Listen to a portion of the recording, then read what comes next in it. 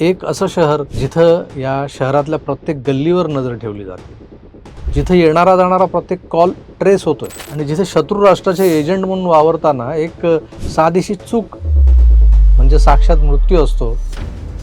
तिथे एक मुलगी प्रवेश करते, तिचा जन्म या शहरात झालेला असल्यानं ती असते स्वतःच्या जन्मभूमीत, पण त्या राष्ट्राची शत्रू म्हणून आलेली असते. त्या राष्ट्राची अतिशय रंजक आणि क्षणाक्षणाला उत्कंठा वाढवणारी अशी ही कथा आहे एका वेब सिरीजची, आणि नाव आहे त्या वेब सिरीजचं तेहरान.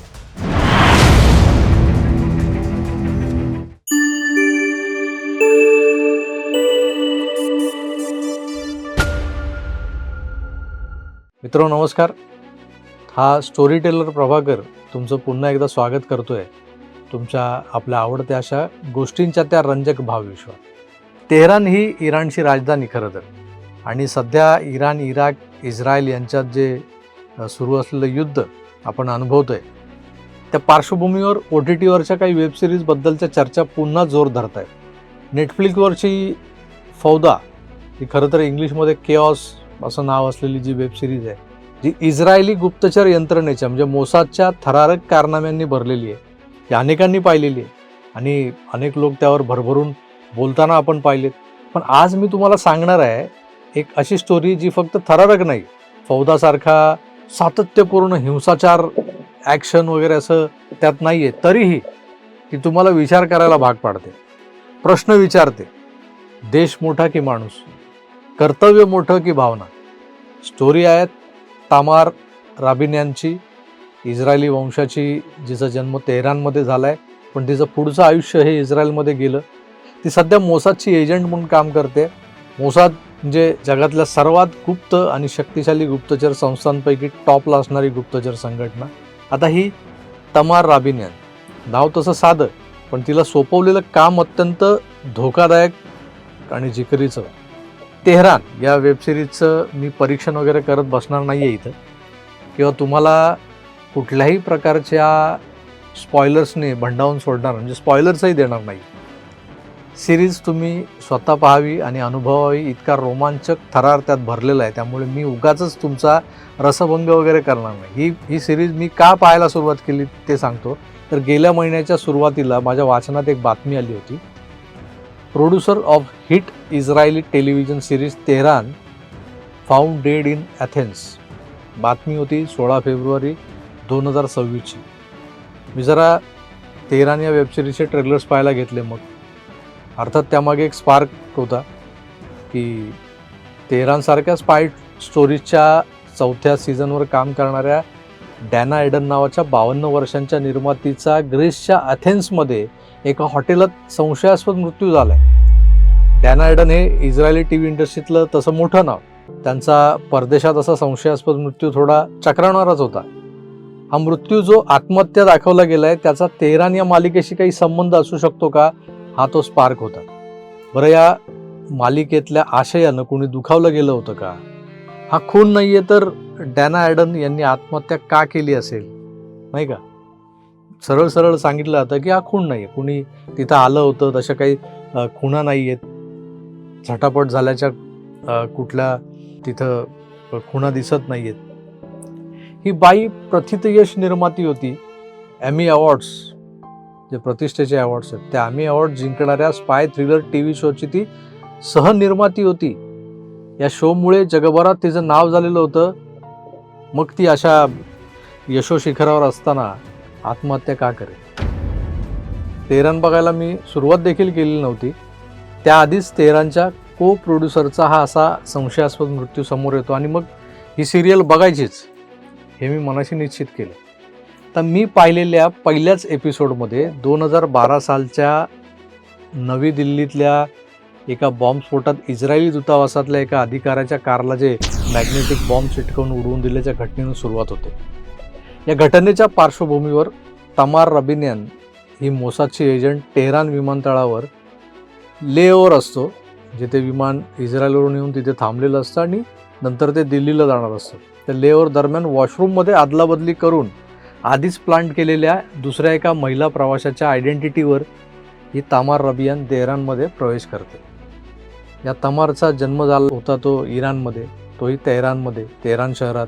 म्हणजे ती ज्या देशाविरुद्ध मिशनवर आलेली आहे तोच तिचा जन्मदेश आहे. तमारला एक मिशन दिलेलं असतं, इराणचा न्यूक्लिअर प्रोग्राम बंद पाडणे. तिच्या खोट्या ओळखीवर तेहरानमध्ये घुसलेली असते. ती महिला तेहरानच्या सिटी इलेक्ट्रिक बोर्डात काम करणारी एक टेक्निशियन असते. तिचं नाव असतं झिला गोबर्निफर. जी लेहवर नंतर दिल्लीला पोहोचलेली असते आणि झिला गोबर्निफरच्या नावावर तमार तेहरानमध्ये तिच्या जागी आलेली असते. तमारने नाकावर भली मोठी सर्जिकल पट्टी, बँडेज लावलेलं असतं. कारण काय तर तिनं नाकाच्या हाडाची सर्जरी करून घेतलेली आहे असं कारण दिलेलं असतं तिने, म्हणून ही पट्टी. त्यामुळे तिला थेट ओळखणारे लोकही भुजकाळात पडलेले असतात. तमार ही झिला बनून इलेक्ट्रिसिटी बोर्डात कामाला येते. ठरल्याप्रमाणे तिथली सिस्टीम हॅक करते.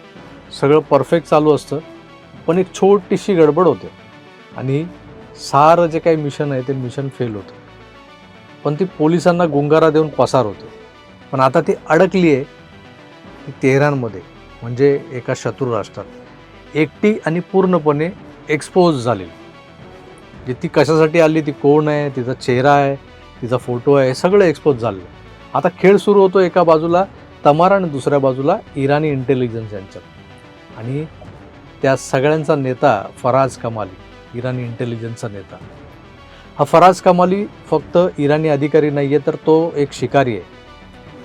असा शिकारी जो आपल्या सावजाला पकडल्याशिवाय शांत बसत नाही.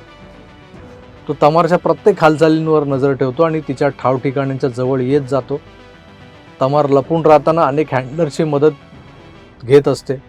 अशा तमारची भेट होते एका स्थानिक मुलाशी, ज्याचं नाव असतं मिलाद कहानी. हा इराणीच, पण तो तिथल्या इस्लामिक रूढी परंपरावादी सिस्टीम विरोधात लढणारा प्रोग्रेसिव्ह ॲक्टिव्हिस्ट असतो. म्हणजे इराणमध्ये जे दोन विचार प्रवाह, मतप्रवाह आपसात भिडत होते, तुम्हाला आठवत असेल.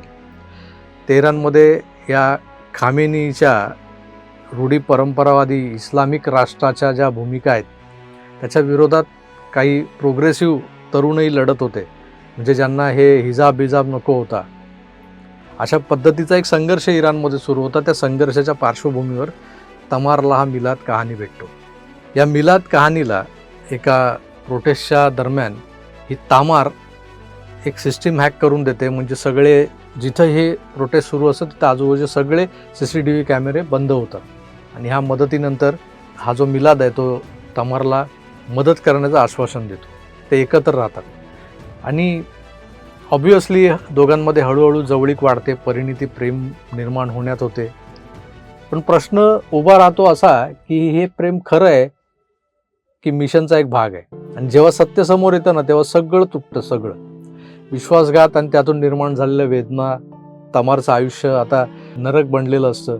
तिच्या जवळचे लोक एकामागोमाग एक मारले जात असतात आणि तिने ज्यांच्यावर विश्वास ठेवला होता ते तिला धोका देत असतात. आणि सगळ्यात मोठा धक्का, ती ज्या यंत्रणेसाठी जीव धोक्यात घालून परक्या देशात जोखमीचं काम करत असते, ती तिची स्वतःची संस्था मोसाद, तीच तिला वाऱ्यावर सोडून देते. एक वेळ अशी येते की आता तमार कोणाचीच नाही, ना इराणची, ना इस्रायलची, आता मिलाद कहानीची, जो तिचा बॉयफ्रेंड असतो.